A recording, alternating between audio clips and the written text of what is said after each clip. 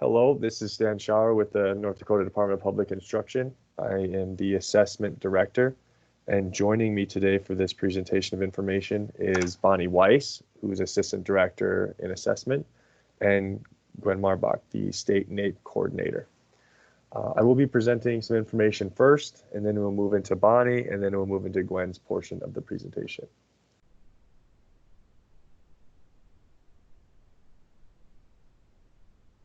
Okay, so the first thing we're going to discuss is COVID-19. As most North Dakota stakeholders in education know, state assessments were waived due to COVID-19 in the 2019-2020 school year. The summative assessments provide us with data used in a variety of measures for accountability, including student growth. With a gap year in testing data, questions arise with how to calculate some of the accountability measures. This is a topic that is currently being researched and discussed. More information will be provided as soon as it is available. The plan for state assessments in 2021 is to go forth with expectation that administration will occur. Obviously, a lot of time and unknown exists between now and the opening of the test windows. In the event things take a turn for the worse, we hope to be able to provide ample notice of state assessment cancellation or waivers. In looking and formulating how assessment might look in post-COVID-19 school, please refer to the guidance and resources we have posted on our website, and we've provided a link in this presentation. The assessment test windows are available for the 2021 school year. They're located on our website, and they can be accessed via the link that we've provided here as well.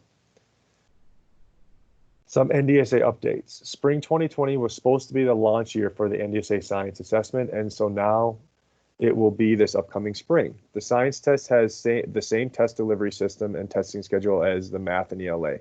A key difference is that it is only administered to grades 4, 8, and 10, as opposed to 3 through 8 and 10th for math and ELA. Achievement level descriptors for each grade, cut scores, and recommended proficiency levels will be determined and approved after the first administration. Results will be a bit delayed after the first administration, but we'll get closer to real-time results in future years, as we have to calculate those three things as mentioned above. Computer adaptive testing, or CAT, has been applied to math and ELA assessments. The science assessment was originally designed as a computer adaptive test. Math and science were not, but the change will be in place for the 2021 administration. That concludes my portion of the presentation, and we will now kick it over to Bonnie for her portion of the presentation. Thank you, Stan.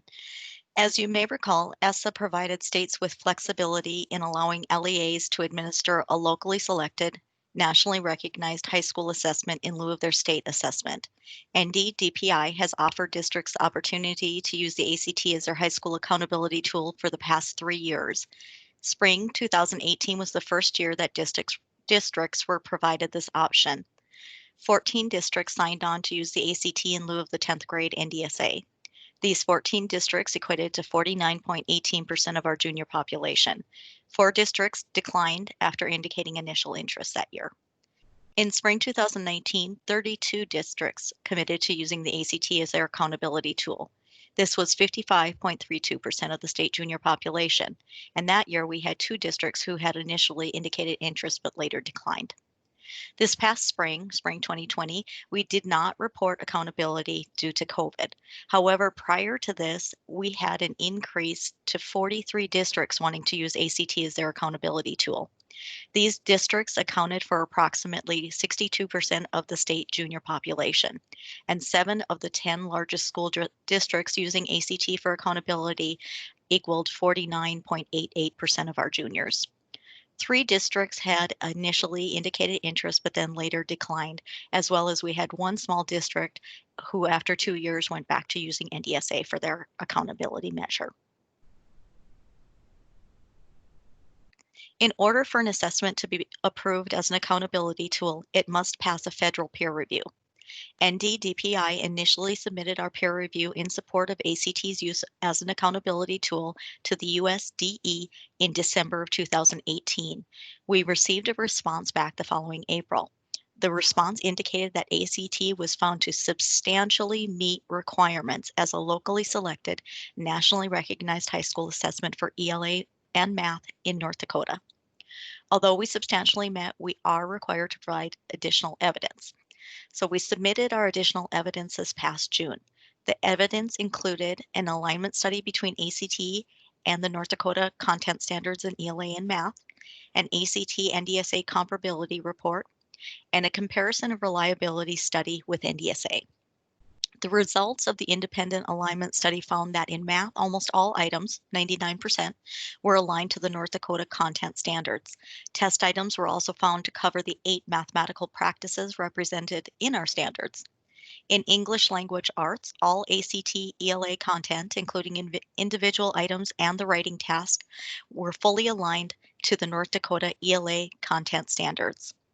Findings from the comparability report indicate that the results of the alignment study suggest that both assessments are aligned to the breadth and depth of the North Dakota content standards. The examination of the reliability indices indicates that both assessments are well within industry standards for acceptable reliability. The strength of the correlation between the ACT and NDSA test scores indicates that both measure a similar construct. The distribution of students across performance standards indicates that standards are held to similar standards on both assessments. The results of this study provide supporting evidence that the 2 assessments are comparable in their measure of student performance relative to the North Dakota content standards. We are currently waiting for a response from USDE, but are allowed to continue to use the ACT as an accountability tool. This year, we had 7,154 total tests processed for the initial March 3rd ACT state test. This is compared to an overall 7,260 tests last spring. 95% of our juniors were able to test on the initial test date this year. However, due to COVID, the state makeup dates were not able to occur. Instead, DPI provided state-paid vouchers for juniors still needing to test. 359 state-paid ACT vouchers were sent to 75 schools for juniors who missed the initial ACT state test. The vouchers worked for either the June 13th or the July 18th ACT national test dates. Unfortunately, due to test site cancellations and capacity reductions, only 41 vouchers were used in June and 51 in July. Due to low numbers of vouchers used, DPI has agreed to provide state-paid vouchers to test this fall. Currently, we have an additional 147 vouchers requested for the September or October national test dates. WorkKeys was also impacted by COVID-19 as the state testing window ended a week early. To allow students to complete their WorkKeys tests, students were given opportunities to test at off-site locations while schools were closed. Then once schools opened back up, students were allowed to test there. The state testing window for WorkKeys was extended until July 31st. There were 96 juniors who tested in 21 participating schools with WorkKeys. ACT has indicated that they are currently in need of North Dakota schools to become national ACT test sites for September and October.